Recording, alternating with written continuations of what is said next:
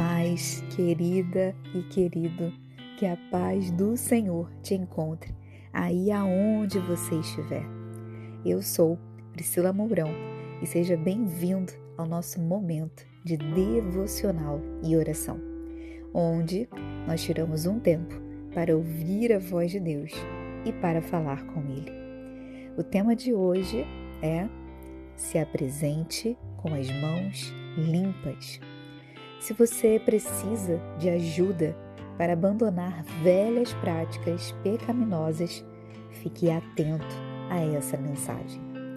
Nossa leitura bíblica principal de hoje é Salmos, capítulo 24, versículos 4 e 5, que diz assim: Aquele que tem mãos limpas e coração puro, que não entrega sua alma à vaidade, nem jura enganosamente, este receberá a bênção do Senhor e a justiça do Deus da sua salvação.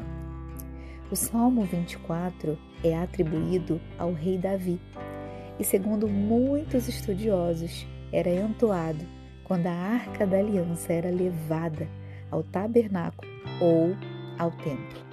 A arca simbolizava a presença santa de Deus no meio do povo de Israel.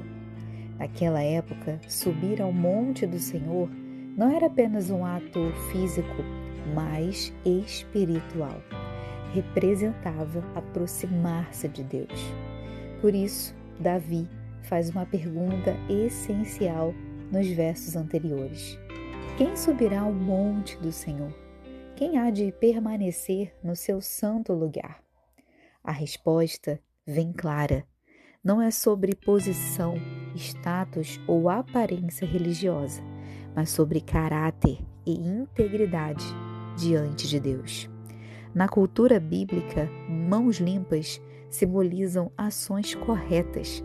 É viver uma fé que se manifesta no dia a dia.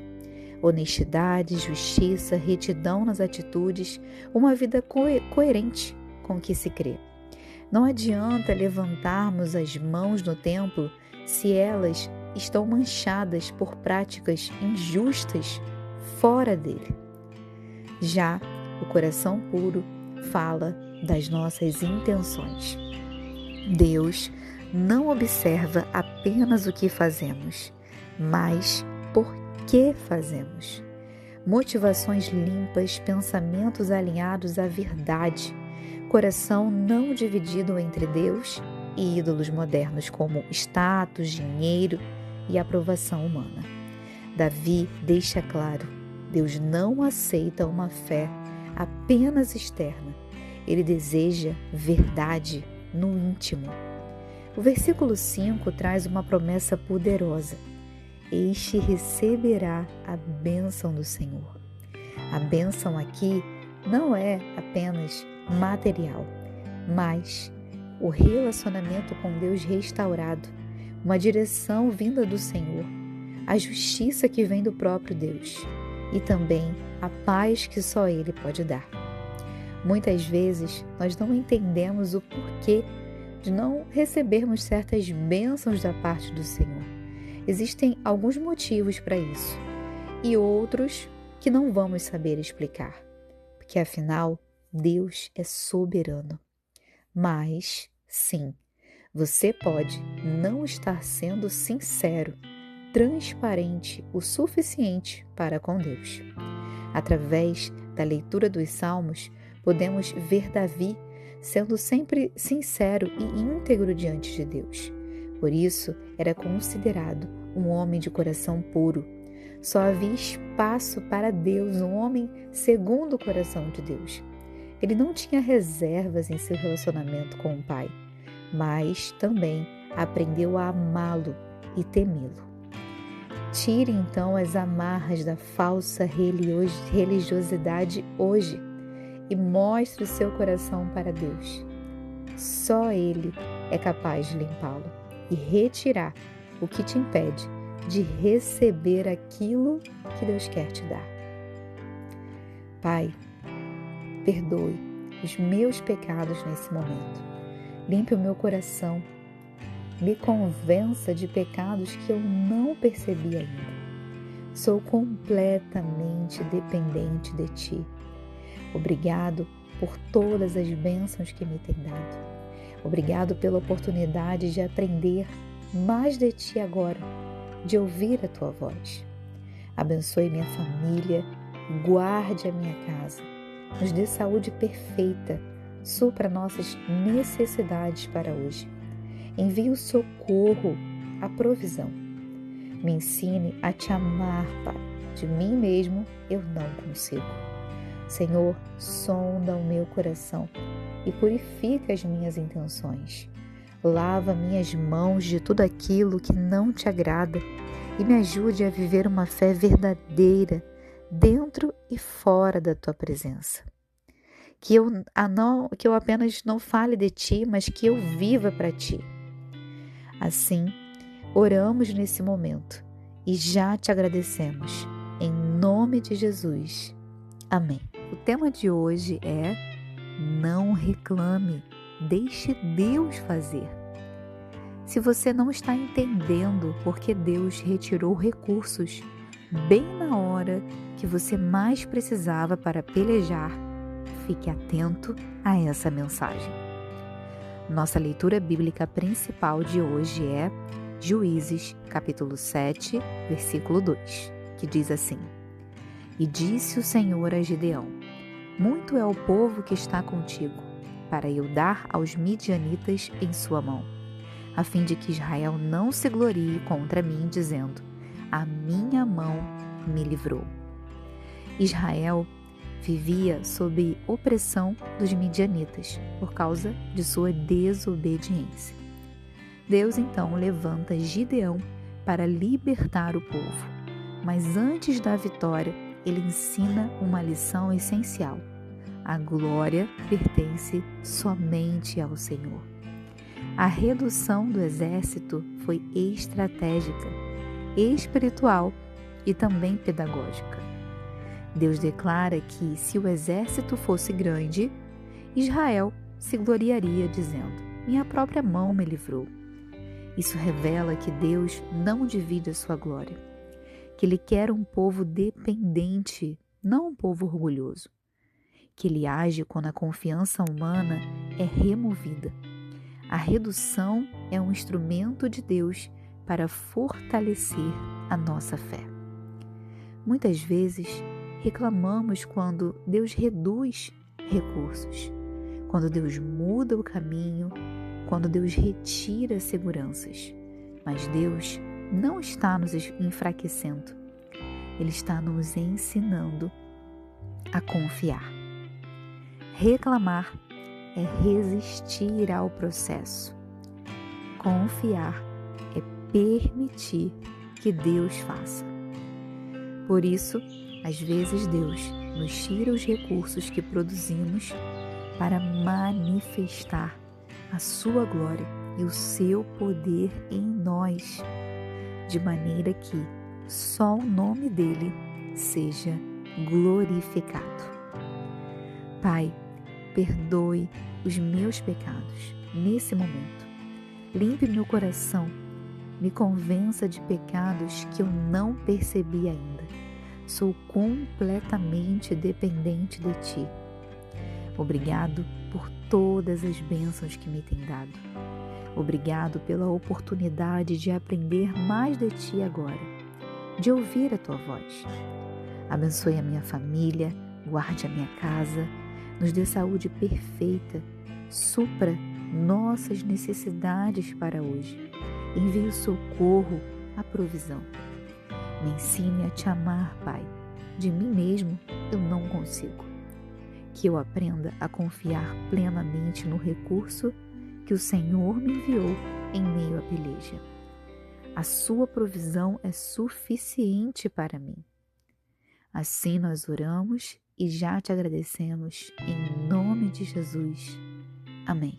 Nosso devocional de hoje, nós vamos falar sobre a mensagem que João Batista pregava e contar como foi o batismo de Jesus. Para começar, nós vamos então iniciar agora a nossa leitura bíblica, lá em Mateus, capítulo 3. nós vamos ler a versão A Mensagem. Enquanto Jesus vivia nas colinas da Galileia, João, conhecido como o Batista, pregava no deserto da Judéia. Sua mensagem era simples e dura, como o deserto que o cercava. Mudem de vida, o reino de Deus está aqui. João e sua mensagem estavam autorizados pela profecia de Isaías. Trovão no deserto, preparem-se para a chegada de Deus. Tornem o caminho plano e reto. João vestia uma túnica de pelo de camelo amarrada à cintura por uma tira de couro. Alimentava-se de gafanhotos e mel silvestre. O povo de Jerusalém, da Judéia e da região ao redor do Jordão acorria para ouvi-lo e vê-lo. Ali, no Rio Jordão, os que confessavam seus pecados eram batizados para uma vida transformada. Quando João soube que um grupo de saduceus e fariseus estavam interessados no batismo, que parecia ter virado moda, ele esbravejou: "Raça de serpentes, o que vocês pretendem rastejando até o rio? Acham que um pouco de água nessa pele de cobra vai fazer alguma diferença? É a vida de vocês que precisa mudar, não a pele. E não pensem que vocês podem melhorar a situação invocando a Abraão como pai. Ser descendente de Abraão não ajuda nesse caso. Os descendentes de Abraão são muitos, mas até destas pedras Deus pode fazer descendentes de Abraão. O que conta mesmo é a vida. A vida de vocês mostra frutos? Se estiver como madeira morta, só serve para o fogo. Eu batizo vocês aqui no rio para mudar essa velha vida na vida no reino. Mas o mais importante ainda está por vir. O protagonista desta drama, perante o qual eu sou apenas um figurante. Acenderá a vida do reino em vocês, um fogo interior, o Espírito Santo dentro de vocês, operando a mudança de dentro para fora. Ele vai limpar a casa, fará uma varredura completa na vida de vocês. Tudo que for autêntico será posto no lugar certo, na presença de Deus. O que for contrário à verdade será jogado fora com o lixo para ser queimado. Certo dia, tendo chegado da Galileia, Jesus foi ao Rio Jordão. Ele queria que João o batizasse. João fez objeção. Como assim?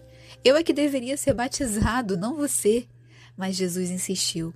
Você tem de fazer isso. Deus trabalhou todos estes séculos, preparando tudo para que este batismo acontecesse.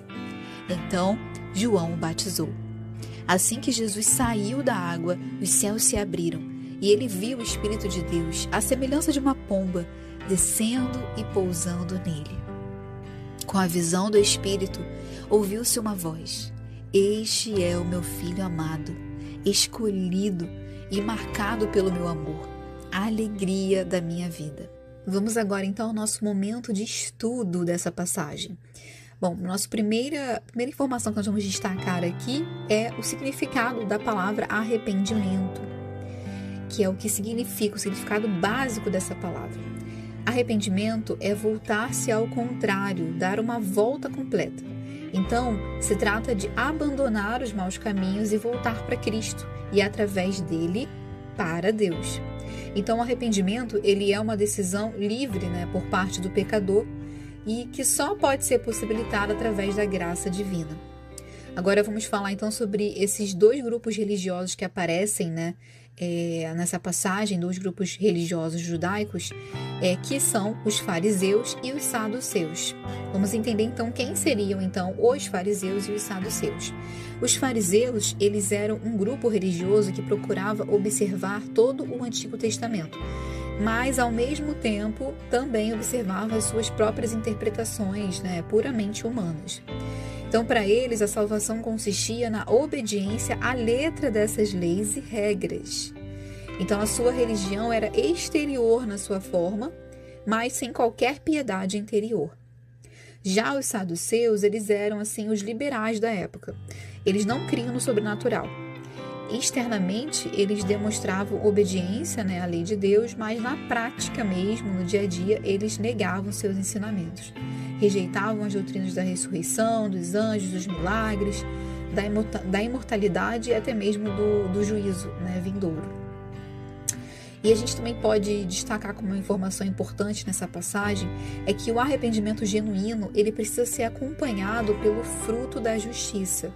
Então, aqueles que dizem crer em Cristo, né, e ser filhos de Deus, eles precisam produzir bons frutos. Porque se não produzem bons frutos, eles serão como árvores cortadas, né, que serão cortadas e lançadas ao fogo. A gente também pode destacar aqui nessa passagem, vamos entender um pouco melhor, por que Jesus foi batizado por João. Vamos entender melhor isso. Então, o primeiro motivo, né, a gente pode destacar assim, 3 motivos pelos quais Jesus, né, foi batizado por João. Primeiro, para cumprir toda a justiça, para identificar-se com os pecadores, né, o segundo motivo, e em terceiro, para associar-se com o novo movimento da parte de Deus. Então, vamos entender um pouquinho melhor isso. Para cumprir toda a justiça, Jesus, né, mediante o batismo, consagrou-se publicamente a Deus. Então, assim, ele dessa maneira, né, ele cumpriu a justa exigência de Deus.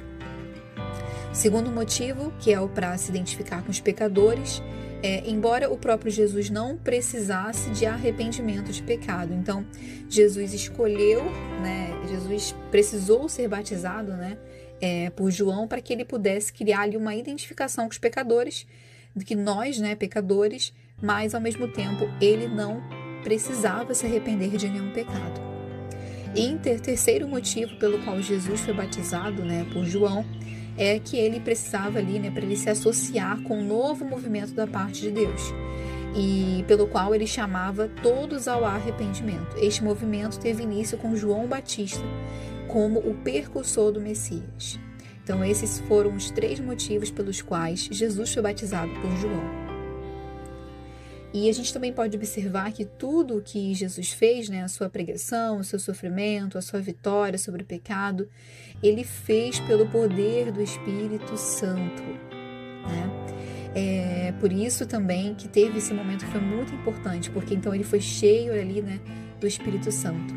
O batismo de Jesus é uma grandiosa manifestação da realidade da Trindade. A gente também pode observar isso. Porque Jesus Cristo, ele foi ali naquele momento declarado igual a Deus, né? E ele é batizado no Jordão. O Espírito Santo, que também é igual ao Pai, desce sobre Jesus em forma de pomba. E o Pai declara que se compraz em Jesus. Então a gente tem ali essa declaração final, né, que ele faz aqui, nessa versão da mensagem que ficou bem bonita, né? Escolhido e marcado pelo meu amor, a alegria da minha vida. Então aqui ele também destaca que o Pai, né, o próprio Deus, ele ali fala de Jesus também nesse momento em que Jesus é batizado. Então a gente pode observar a figura de Jesus, o Espírito Santo e também Deus. Então a gente pode notar aí a realidade da Trindade. E vamos então agora para o nosso momento de aplicação dessa passagem, né? Então como que a gente pode aplicar essa passagem nas nossas vidas? O capítulo 3 de Mateus. Então, a mensagem que Deus deseja, né, que levemos para este mundo, na verdade, ela é uma mensagem simples, como era a mensagem de João. Arrependam-se porque o reino de Deus está próximo. Essa era a mensagem principal, né, de João.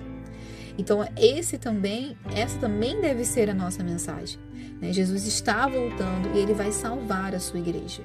E para fazer parte dessa igreja, que é a noiva de Cristo, é necessário crer em Jesus como seu Salvador e se arrepender dos seus pecados. Então, que a gente possa voltar nesse momento, nesse dia, para essa mensagem, a pura mensagem da salvação e cruz. Essa mensagem que Jesus deseja que nós levemos para as pessoas que ainda não têm Jesus em seu coração, que ainda não aceitou Jesus como seu Salvador.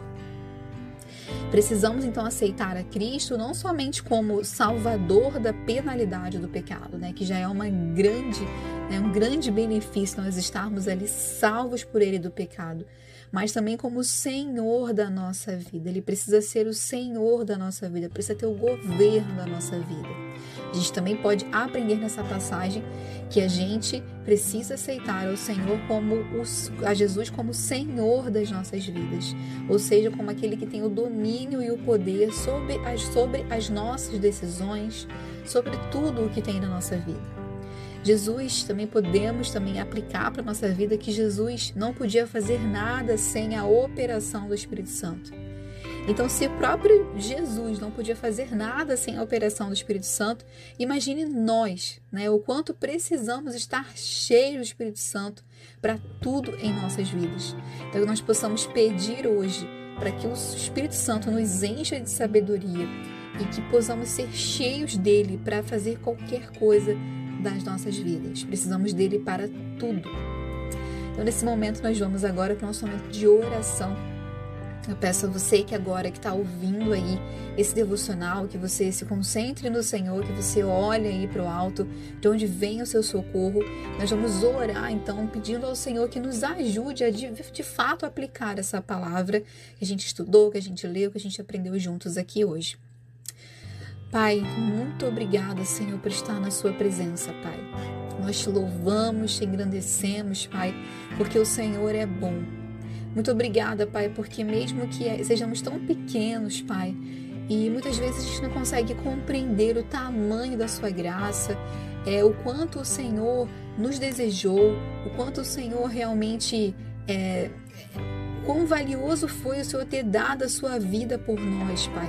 Muitas vezes não entendemos esse grande plano da salvação para as nossas vidas, Pai. Não entendemos a grandiosidade de quem o Senhor é, porque nós olhamos através das nossas limitações, Pai. Mas nós queremos te agradecer pela sua palavra, que o Senhor tem nos revelado quem o Senhor é.